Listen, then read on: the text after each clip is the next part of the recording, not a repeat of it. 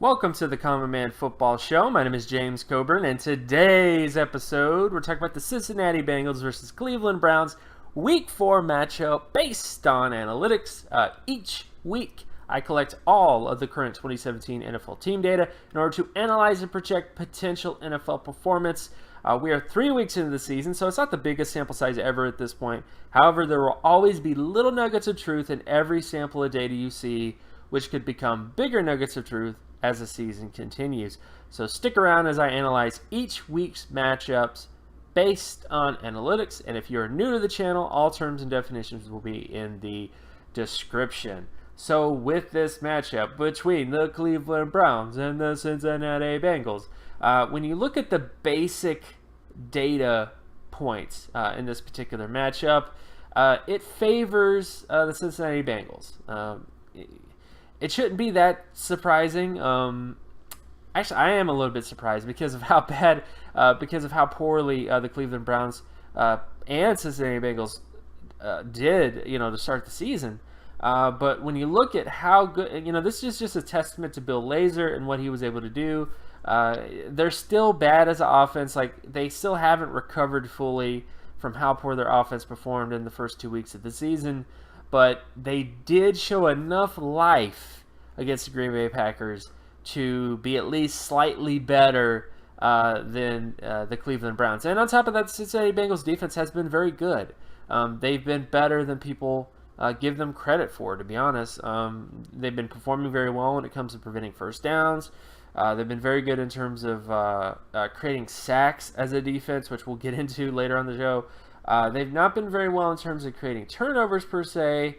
They also haven't exactly been amazing in terms of preventing points 100%. But again, a lot of that to me is because of the offensive struggles.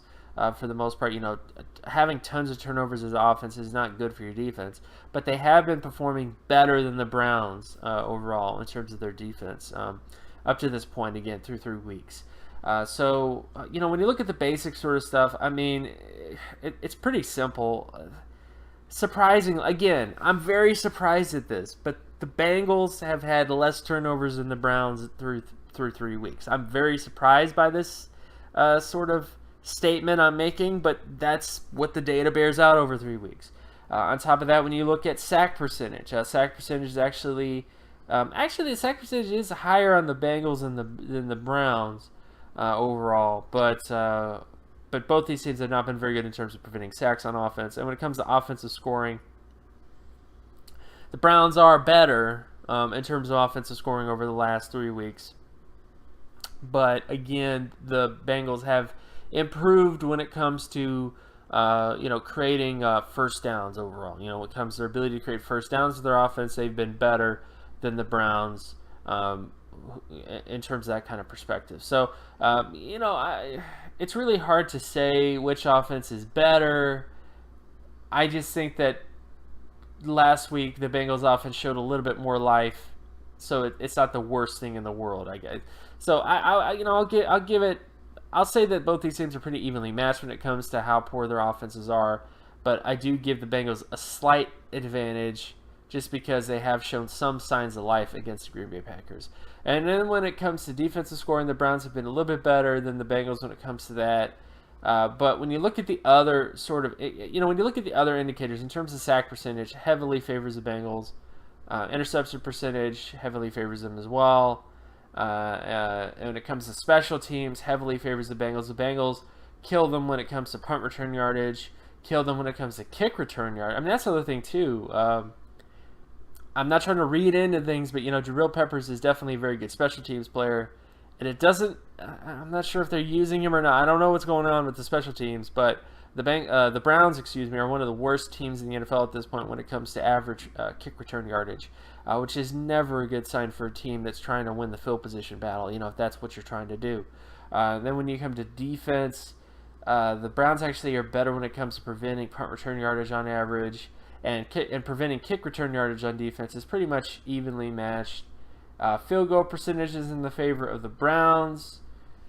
Extra point percentages in favor of the Browns. And punting average is pretty much even with each other. The Browns have a slight advantage, but it's pretty even across the board. But again, the data slightly favors the Bengals, mainly because of how well the Bengals defense has been in terms of preventing first downs, and the Bengals offense is slight advantage, very slight advantage when it comes to their offense's ability to create first downs as well. So those are sort of the big things that are helping the Bengals out in terms of their overall score, I guess, when it comes to data.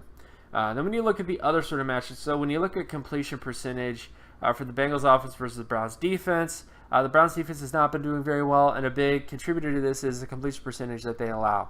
The Bengals are pretty, they beat them when it comes to first down situations, second down situations, third down situations, not so much. So there is going to be some advantages when it comes to preventing completions, when it comes to third down situations, but not by a ton. Not an amazing amount in terms of that advantage. The Bengals realistically have been very poor. Just to explain the actual splits, like the Bengals have had issues when it comes to completions in third and short situations, which is surprising because you have Andy Dalton. You would think Andy Dalton would be kind of poor when it comes to third and long situations, which he has been. Third and 7 and 9, he's been pretty poor, but not so much in third and 10.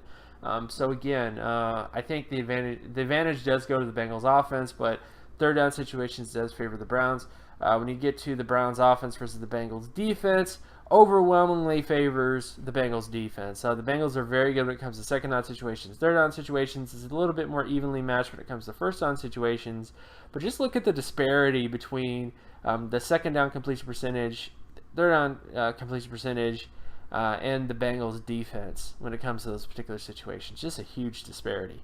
And then when you get to the next part, which is the rushing, so this is Cincinnati Bengals rushing offense versus the Browns rushing defense. Despite most of the issues that the Browns have on defense, they've been actually pretty decent in terms of preventing first downs with the run. So the rushing defense is actually not that bad, and it does favor the Browns. Then when you look at the Browns offense versus the Bengals defense, the Browns are good in terms of first down situations, second down situations, but not so good when it comes to third down situations. So there's been a lot of talk about, well, the Browns, running game is kind of meh and all this other kind of stuff. I don't really think so. I think situationally, yeah, third down situations, they're not really doing what they need to do in those particular situations, especially a team that really needs to rely on the run. Like if you're a team that's really struggling with the pass, which I'm going to show you some more stuff to kind of, bear that out. You want to be pretty decent when it comes to, picking up first downs with the run in those situations.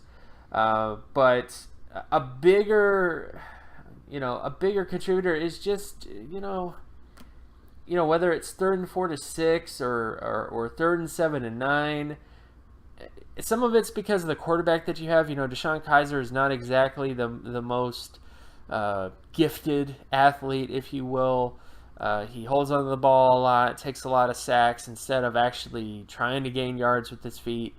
So some of that could be contributors there. But overall, the rushing game of the Browns is not terrible, but they do have issues when it comes to picking up first downs with the run in terms of third down situations. And then when you look at the Bengals offense versus the Browns defense when it comes to passing situations, the Bengals have advantages when it comes to first down situations, third down situations, but the Browns overwhelmingly have an advantage when it comes to second down situations. So for the most part, the Browns are favored here. Well, not the Browns, but the Bengals, are favored here when it comes to their offense. But it's, I'm not going to say overwhelmingly favored, but they do have some advantages when it comes to first down situations and somewhat of an advantage when it comes to third down situations. Then when you look at the Browns offense versus the Bengals defense in terms of first down situations, the Bengals have advantages when it comes to first down situations, especially when it comes to second down situations. Third down situations, the Bengals have not been very good when it comes to preventing first downs with the pass and third down situations, but the Browns have been one of the worst teams in the NFL. Actually, they are the worst team in the NFL when it comes to picking up first downs on third down in the NFL. That's definitely not good, if you will. So that's definitely something to kind of consider. But yeah, overwhelmingly the Bengals defense wins this matchup. So now let's get into some not scary stuff yet, but when we look at the sack rate, so this is basically the Bengals giving up sacks versus the Browns creating sacks. It favors the Browns in terms of first down situations and third down situations, but the Bengals do have advantages when it comes to first down situations. So I'll give this to the Browns, but I do think it's a little bit evenly matched when it comes to first down and second down situation. I think it's more even in terms of giving up sacks in those situations. But third down especially does favor the Browns. But when you look at the Browns' disparity, I mean, look at the disparity between the Browns' offense and the Bengals' defense when it comes to giving up sacks. The Bengals are one of the best teams in the NFL when it comes to creating sacks on third down, and they're going up against a team in the Browns who are one of the worst teams in preventing sacks on third down situations. That's not good. That's not getting it done. Overwhelmingly, this does not look good. I hate to say that, but like the sack rate has just been ridiculous. Again, I'm not calling out the offensive line. I'm not calling out any of that kind of stuff because I think it's just a combination of having a very young quarterback who doesn't know 100% what he's doing, it's just not working out, man. So I don't know how to fix it or anything else like that. But it's just this just can't. You're not going to win a lot of football games if you continue to have the type of sack rate that you have right now. That's the basic sort of tenets. Then when we get to interception ratio, so this is the Bengals offense versus the Browns defense in terms of interception ratio. The Bengals have advantages when it comes to first down and second down situations, but not so much when it comes to third down situations. This is where the Bengals have been throwing most of their picks, is in third down situations. So this could definitely be an advantage because most of the picks that the Browns have been getting have been in third down situations. So this is actually a positive. And then when you finally get to the last sort of portion, this is, of course, the Browns offense versus the Bengals defense. The Bengals defense has advantages when it comes to first down, second down, and third down situations, especially second down and third down situations. Just too many picks when it comes to second down and third down situations. And they're going up against a Bengals defense that creates a lot of picks in terms of second down and third down situations. So this is definitely somewhat scary when it comes to situationally speaking, to have an interception disparity when it comes to the Browns offense versus the Bengals defense, and also a sack disparity as well. So this is definitely kind of a scary thing to kind of consider. So overall, how do I feel about this matchup in terms of picking the game? I have to go with the Bengals here.